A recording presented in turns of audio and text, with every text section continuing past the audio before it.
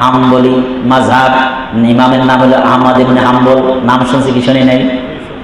আহমদ ইবনে হাম্বল রাহিমাহুল্লাহ কত বড় ইমাম ছিলেন, কত বড় বুজুর্গ ছিলেন, কত বড় মুহাদ্দিস ছিলেন মিয়া, সকল মুহাদ্দিসের মুহাদ্দিস, সকল মুফতির মুফতি, এত বড় আলেম। এই ব্যক্তি মারা যায়, এর বাড়ির পাশে আর একটা লোক ছিল কামান, এই লোকটাও মারা গেছে। একদিন রাত্রিতে এক মুহাদ্দিস মুমিনের স্বপ্ন, এটা নবুয়াতের 46তম অংশের একটা অংশ, এটা গুরুত্ব বহন করে। মুহাদ্দিস সাহেব স্বপ্ন দেখতেছে যে এই কামার ব্যক্তিকে আল্লাহ পাক জান্নাত দিয়েছেন, এবং শুধু তাই নাই, তোমাকে কি অবস্থায় রাখছে? বলছে আহমদ ইবনে হাম্বল যুগের ইমাম, তাকে আল্লাহ পাক যে মর্যাদা দিয়েছেন, আমি কামারকে এমন মর্যাদা দিই, এমন কোয়ালিটির জান্নাতে আল্লাহ পাক রেখেছেন। সুবহানাল্লাহ। এটা একটু ঘুম ভেঙে গেলে তখন আরেকটা মুহাদ্দিসের সাথে আলাপ করলেন যে ভাই এটা কেমনে হয়? আহমদ ইবনে হাম্বল কত বড় বুজুর্গ, আরে কামার মিয়া এত রাত দিন খালি লোহা বাইরেতে জীবন গেছে, এই লোকটা এক হইতে পারে? তখন তার স্ত্রীর কাছে গেছেন, স্ত্রীর কাছে গিয়ে বললেন, মুহাদ্দিস সাহেব প্রশ্ন করলেন, তোমার স্বামী যে মারা গেছে, বলো দেখি তোমার স্বামী এরকম গোপন কোনো আমল আছে কিনা, আমলের কথাগুলো বলো। আমি তো গত রাত্রে স্বপ্ন দেখেছি তোমার স্বামীকে আল্লাহ রাব্বুল আলামিন শুধু জান্নাতই দেন নাই, এত মর্যাদা বাড়ায় দিয়েছেন, যুগের শ্রেষ্ঠ ইমাম আহমদ ইবনে হাম্বলের মর্যাদা দিয়ে একই জান্নাতের মধ্যে আল্লাহ পাক জান্নাত দান করেছে। তোমার স্বামীর কি ভালো আমল ছিল? মহিলা ডেকে বলে, হে মুহাদ্দিস সাহেব, হে আলেম সাহেব, আমার স্বামীর তেমন কোনো ভালো আমল ছিল না। আমার স্বামী একটা কাজই করত, লোহার কাজ করত সকাল থেকে সন্ধ্যা পর্যন্ত, কিন্তু যখন আজান হয়ে যাইত তখন বলতো আর কোনো কাজ করা যাবে না, আমার আল্লাহ পাক ডাক দিয়েছে, যথা টাইমে নামাজ আদায় করতে হবে, মসজিদে যেতে হবে, জামাতে নামাজ পড়তে হবে, আর দুনিয়ার কোনো কাজ করা যাবে না, আল্লাহ পাকের পক্ষ থেকে ডাক এসেছে। আমি আমার জীবনে দেখেছি, যতদিন আমি কামারের ঘরে বউ হয়ে এসেছি, আমি দেখেছি যখনই আজান হয়েছে, বলে দুনিয়ার যত কাজ ছিল সব কাজ ফেলে যথা টাইমে নামাজ আদায় করেছে। ওই যে আল্লাহ রাসূল আসসালাতু আলা ওয়াক্তিহা, যথা টাইমে নামাজ আদায় করা হলো সবচেয়ে উত্তম কাজ। মুহাদ্দিস সাহেবের এটা বিশ্বাসই হয় না, বলে আরো কোনো আমল আছে কিনা? তেমন কোনো আমল আমি তো দেখি না, কিন্তু আমি দেখতাম আমাদের ঘর আর আহমদ ইবনে হাম্বলের ঘরটা একদম পাশাপাশি। আহমদ ইবনে হাম্বল রাত্রি জাগরণ করে কোরআনের কারীমের গুনগুন আওয়াজে যখন তেলাওয়াত করত, আমার স্বামী আফসোস করত আর বলতো, হায় রে, সকাল থেকে সন্ধ্যা পর্যন্ত লোহার কাজ করার কারণে হাত ব্যথা, পা ব্যথা, শরীরটা অত্যন্ত দুর্বল, একদিন না কাজ করলে সংসার চলে না। আমার ঘরে যদি একটা বড় সন্তান থাকতো কামাই রোজগার করার মতো, তাহলে আমি আহমদ ইবনে হাম্বলের মতো রাত্রি জাগরণ করে আমি আল্লাহর ইবাদত করতাম। এই কাজটা আমি করতাম। এই যে শব্দটা দিলের মধ্যে একটা চোট লেগেছে, দিলের মধ্যে আগ্রহ, ইবাদতের আগ্রহ, নফল ইবাদত কর্ম ব্যস্ততার কারণে করতে পারে নাই, কিন্তু আগ্রহ থাকার, এটা আল্লাহ তাআলা মূল্যায়ন করেন বান্দার নিয়ত। দেখেন, বান্দা যদি কোনো নেক কাজ করার নিয়ত করে আর সুযোগ যদি না হয়, আল্লাহ তাআলা এত কৃপণ না, বলে কাজ করো নাই তারপরে নেক নিয়ত করার কারণে বান্দার আমলনামায় নেক লিখে দেয়। আল্লাহ এই সব যতগুলো বলা হবে সবগুলোর কারণ হলো সময়ের দাম। সময়ের কত দাম ভাই, কিন্তু এই সময়কে কিভাবে নষ্ট করতেছি। এই সময়কে বর্তমান নষ্ট করার সবচেয়ে বড় হাতিয়ার হইল বর্তমান হলো ফেসবুক আর অ্যান্ড্রয়েড সেট। বলে এটা কি করে, প্রথমে বলবে একটু দেশের খবর নেই, খবর নেওয়ার জন্য বলে ঠিক 5 মিনিটও ঢুকে গেলে খবর নেব, 5 মিনিট না, এবার আধা ঘন্টা, 1 ঘন্টা, 2 ঘন্টা চলে গেছে খবর নেই। এমন খবর নেওয়া শুরু হয়েছে, 2 ঘন্টা চলে গেছে খবর নাই। এখন রাস্তাতে যাইবেন আইবেন, দেখবেন সালাম নাই কালাম নাই, রাস্তায় লোক আছে বসা আছে, মৃত্যু না জীবিত এটা বুঝবেন না, দেখবেন খালি একটা মোবাইল আছে কাছে। হইতেছে কি না? একবার কোন মাহফিলে নিয়ে গেছে, অন্ধকারের ভিতরে দেখি কি অনেক যুবক মানে ভয় পেয়ে গেছে যে ডাকাতি কেনে, জায়গায় জায়গায় দল ধরে রয়েছে, মানে মোবাইল টিপতেছে, দল ধরে ঝিমুনি ধরে রয়েছে, অর্থাৎ কোনো আওয়াজ নাই। দেখবেন রাস্তা দিয়ে বিভিন্ন জায়গায় ওরা একটু ছায়া পাইলে বা বসার জায়গা পাইলে দেখবেন 4-5 জন বসে গেছে, আর কিচ্ছু নাই, আর কিচ্ছু লাগবে না, মোবাইলটা গেছে। এই মোবাইলে মানুষের হায়াতকে কত নষ্ট করে দিছে। মানুষ জান্নাতে যাওয়ার পরে সবচাইতে আফসোস করবে তার যে সময়টা নেক কাজে না খাটাই অনার্থক নষ্ট করছে, সে আফসোস করবে, হায় হায় যদি একবার সুবহানাল্লাহ বেশি করতাম তাহলে আমার জান্নাতের কোয়ালিটিটা আরো উন্নত হইত, জান্নাতের কোয়ালিটিটা আরো উন্নত হইত। আল্লাহ আল্লাহ, কিন্তু কিভাবে সময় নষ্ট করতেছি দোস্ত। ও দোকানদার ভাই, তোমার জন্য নামাজ ফরজ।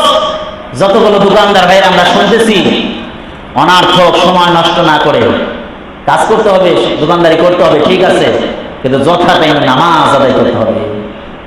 দোকানে বসেও আল্লাহর জিকির করা যায়, দোকানে বসেও আল্লাহর জিকির করা যায়, কিন্তু আমরা কিসের জিকির করি? গীবতের জিকির করি। আজকে জুমায় বললাম এই গীবত মানুষকে জাহান্নামে নিয়ে যাবে।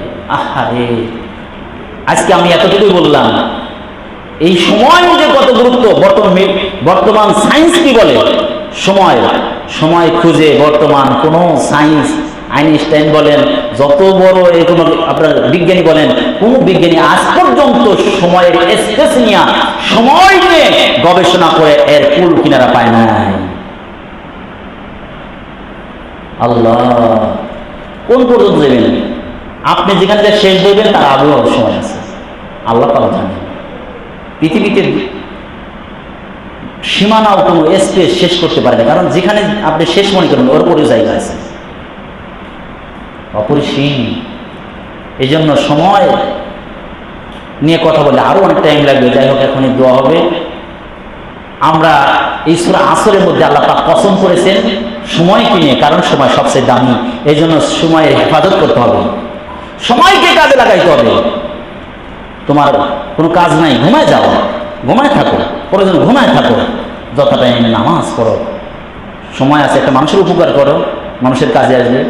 সময় আছে একটু কাজ করো, বাড়ির কাজ করো, নিজের কাজ করো। এই জন্য ভাই, সময়কে অবহেলায় নষ্ট করব না, সময়ের মূল্যায়ন করব। আল্লাহ পাক আমাদেরকে সময়ের মূল্যায়ন করার তৌফিক দান করেন। সূরা আসরের মধ্যে কসম খেয়েছেন সময়ে। আজকে শুধু সময় নিয়ে কথা বললাম, শুধু কসম সংক্ষিপ্ত আকারে বললাম, কিন্তু মেইন কসম খাইলেন কেন? 4টা কর্মসূচি দিচ্ছেন। এই 4টা কর্মসূচি নিয়ে ইনশাল্লাহ পরে আবার দাঁড়াবে, চলতে থাকবে। আল্লাহ পাক আমাদেরকে তৌফিক দান করেন। রব্বানা যালামনা আনফুসানা ওয়া ইন লাম তাগফির লানা ওয়া তারহামনা লানাকুনান্না মিনাল খাসিরিন। ইয়া রাব্বাল আলামিন, এশারের পর থেকে শুরু হয়েছে, সূরা আসর থেকে শুধু সময়ের কসম আল্লাহ পাক কেন করলেন, সময়ের দাম কিরকম, এই নিয়ে কিছু কথা বলার চেষ্টা করলাম।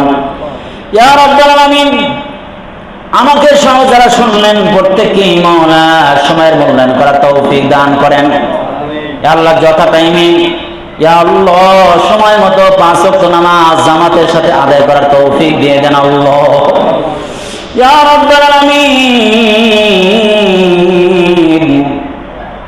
যেই দিন হায়াত শেষ হয়ে যাবে, ডেড বডি বলবেন, মুফতি হোক, মুহাদ্দিস হোক, যত দামি মানুষ হোক, তখন আর তার নাম ধরে ডাকবে না, তখন বলবে ডেড বডি। মাইয়াত বলবে, তার কোনো নাম ডাকবে না, রে মালিক, ও মালিক। মৃত্যুর আগে কবরের সামানাগুলো সংগ্রহ করার তৌফিক দিয়ে দেন। ইয়া রাব্বাল আলামিন, পৃথিবীতে আসি, আসার সিরিয়াল আছে, যাওয়ার কোনো সিরিয়াল নেই রে মালিক। দাদার আগে নাতি চলে যায়, বাবার আগে সন্তান চলে যায় রে মালিক।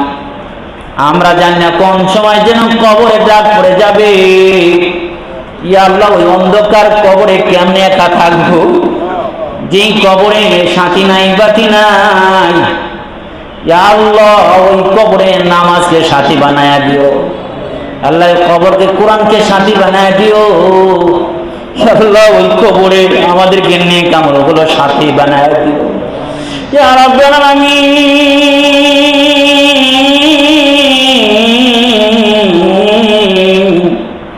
যতদিন বাঁচে রাখো আল্লাহ ততদিন নেই কাজগুলো করার তৌফিক দান করে রে আল্লাহ। আল্লাহ হাত দিয়ে জবান দিয়ে নজর দিয়ে যেন কারো ক্ষতি না করি, গুনাহ না করি রে আল্লাহ। যতদিন বাঁচা রাখো কোরআন সুন্নাহ অনুযায়ী সিরাতে মুস্তাকিমের উপর চলার তৌফিক দিয়ে দাও। আল্লাহ মসজিদকে কবুল করো, মসজিদের মুতাল্লিকে কবুল করো, কমিটিকে কবুল করো, ইমাম মুয়াজ্জিনকে কবুল করো আল্লাহ। বিশেষ করে আল্লাহ মসজিদের মুসল্লিদেরকে কবুল করো আল্লাহ। আল্লাহ মসজিদের আল্লাহ সুন্দর একটা মনোরম মসজিদ করার ব্যবস্থা করে দাও আল্লাহ।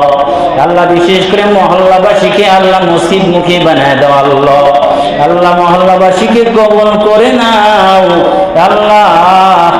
আল্লাহ পুরুষ মহিলা আল্লাহ ছোট বড় বৃদ্ধ আবাল বনিতা সবাইকে কবুল করো আল্লাহ। প্রত্যেকে কবুল করে নাও, অশান্তি দূর করে দাও, শান্তির ফয়সালা করে দাও ইয়া আল্লাহ। সর্বোপরি মাওলা সকল প্রকার খারাপি থেকে হেফাজত করো আল্লাহ ইয়া আল্লাহ। ভাই বলো বন্ধু বলো কেউ তো আপন না, এক আপন রাসূলুল্লাহ আর এক আপন রব্বানা ইয়া আল্লাহ। ভাই বন্ধু সবাই মিলে বুকে দিবে মাটি,